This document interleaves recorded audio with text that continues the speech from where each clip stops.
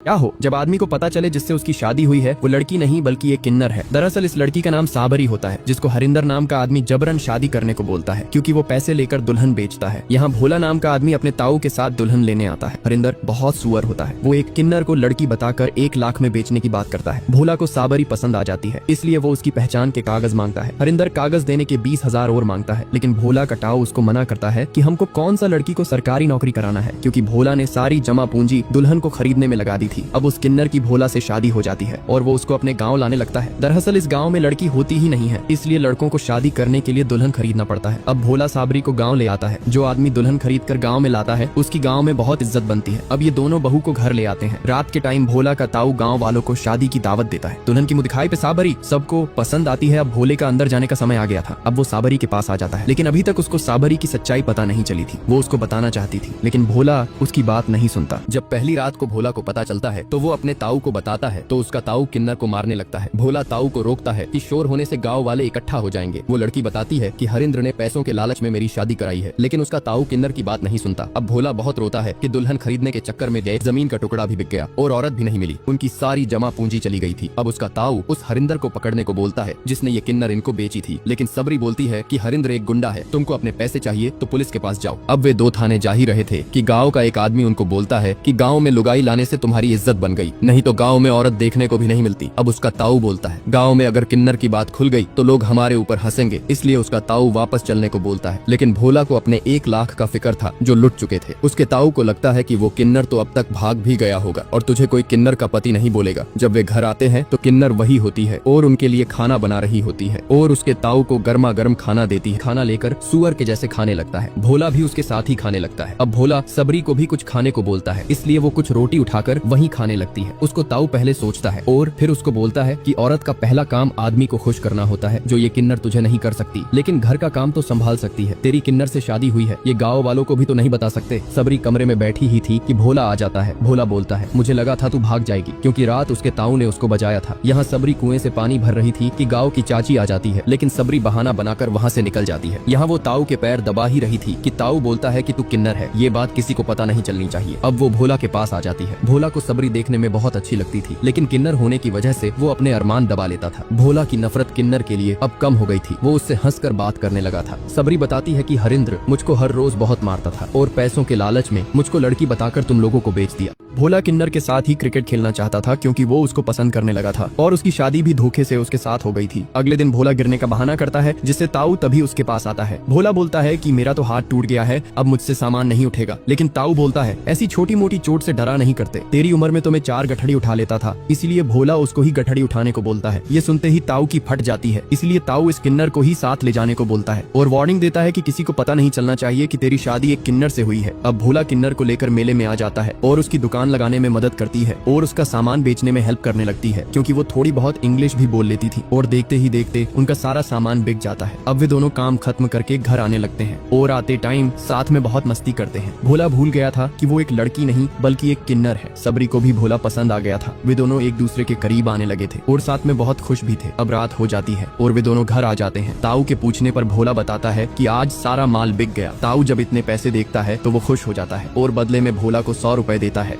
अब जैसे ही वो किन्नर अपने कमरे में आती है जहाँ भोला उसका इंतजार कर रहा था, भोला उसको हाथ लगाकर देखता है कि वो कितनी गीली हो गई है। अब वो सोने के लिए अपना बिस्तर निकालने लगती है। भोला उसको बोलता है कि तू मेरे पास ही सो जाया कर, ताऊ को कुछ पता नहीं चलेगा। सबरी बोलती है मैं तुमको औरत का सुख नहीं दे सकती हूँ, लेकिन आज भोला के सर पर कामदेव प्रसन्न थे और वे दोनों करीब आ जाते हैं और वे दोनों पूरी रात क्रिकेट खेलते हैं। अगले दिन सबरी ताऊ के लिए लस्सी का गिलास लाती है। ताऊ उसका काम देखकर बहुत खुश होता है और सुअर की तरह पूरा गिलास घटक जाता है, लेकिन किन्नर होने की वजह से ताऊ उसको पसंद नहीं करता है। अब सबरी भोला के लिए भी लस्सी का गिलास लाती है, जो खेत में काम कर रहा था। सबरी एक किन्नर थी, लेकिन वे दोनों एक दूसरे के साथ खुश रहने लगे थे। एक रात ताऊ गांव के लोगों के बीच बैठा था कि एक आदमी उसको बोलता है कि तेरे घर की बहू बच्चा क्यों नहीं देती है, लेकिन ताऊ कुछ बहाना बना देता है और घर आकर भोला को बोलता है कि गाँव वालों को बोलना कि तेरी बहू बांझ है। लेकिन इस बात पर भोला भड़क जाता है कि इस नाटक में और साथ नहीं दे सकता। एक दिन तो सबको पता चल ही जाएगा कि ये लड़की नहीं किन्नर है, लेकिन ताऊ को अपनी इज्जत प्यारी थी और बोलता है कि तू इसको अपनी बीवी तो नहीं समझने लगा, ये किन्नर है और किन्नर ही रहेगी। सबरी बहुत रोती है क्योंकि वो एक किन्नर है, जिस वजह से ताऊ उससे नफरत करता था। लेकिन सबरी का पति उसको पसंद करने लगा था। यहाँ भोला कमरे में आता है, वो थक कर सो जाता है। वो उठकर देखता है कि सबरी बैठी हुई थी। वो उसके पास आता है। सबरी बोलती है, हम तुमको बच्चे का सुख नहीं दे सकते। लेकिन भोला उससे प्यार करने लगा था। लेकिन ये बात ताऊ को पता नहीं चलनी चाहिए। सबरी उसको कहीं दूर भाग चलने को बोलती है, लेकिन भोला के अंदर इतनी हिम्मत नहीं होती है क्योंकि वो अपने ताऊ से बहुत डरता था। अब वे दोनों बात करते करते पास आने लगते हैं और भोला नारद मुनि का नाम लेकर शुरू हो जाता है। इधर ताऊ की प्यास के कारण आंख खुल जाती है और वो पानी पीने के लिए मटके से ग्लास भर ही रहा था कि उसको पच पच की आवाज आती है। वो कमरे के अंदर देखता है तो उसकी आंखें फट जाती हैं क्योंकि अंदर खेत जोता जा रहा था। अब सुबह हो जाती है। वे दोनों रात की बात सोचकर बहुत खुश होते हैं। ताऊ को पता चल गया था कि ये दोनों रात को खेत जोतने लगे हैं। अब भोला काम से बाहर चला जाता है। अब रात हो जाती है। सबरी ताऊ का कंधा दबा रही थी कि ताऊ उसका हाथ पकड़ लेता है, जिससे सबरी घबरा जाती है और नींद का बहाना करके वहाँ से चली जाती है। रात का सीन देखकर ताऊ के अंदर का इमरान हाशमी जग चुका था। सबरी जब कमरे में थी तो ताऊ अचानक से आ जाता है। सबरी उसे ऐसे देखकर डर जाती है, लेकिन आज ताऊ अमरीश पुरी बन गया था। वो भी आज बंजर जमीन पर खेत जोतना चाहता था। सबरी बचने की बहुत कोशिश करती है, लेकिन ताऊ आज देसी ठर्रा पीकर फुल जोश में था। जो वो चाहता था उसे करने में कामयाब हो जाता है। जब भोला कमरे में आता है तो सबरी की ऐसी हालत देखकर वो सब समझ जाता है कि उसके ताऊ ने आज उसकी बीवी के ऊपर हल चला दिया है। भोला अब गुस्से से लाल हो जाता है और इधर ताऊ अपना दूध निकालकर मजे से सो रहा था। भोला के सर पर आज खून सवार था। ताऊ बोलता है, वो तेरी बीवी नहीं बल्कि किन्नर है। लेकिन भोला उसको मार मार के सुअर बना देता है। लेकिन तभी गाँव के कुछ लोग आ जाते हैं और भोला को पकड़ लेते हैं। लेकिन ताऊ सच में बड़ा सुअर होता है। वो गाँव वालों के सामने अच्छा बनने के लिए बता देता है कि इसकी बीवी लड़की नहीं बल्कि एक किन्नर है और जब मैंने इसका विरोध किया तो ये मुझको मार रहा है। वो झूठ बोलता है कि मैंने अपना खेत बेचकर इसका ब्याह कराया, लेकिन मुझे क्या पता था कि ये लड़की की जगह एक छक्का घर में ले आया,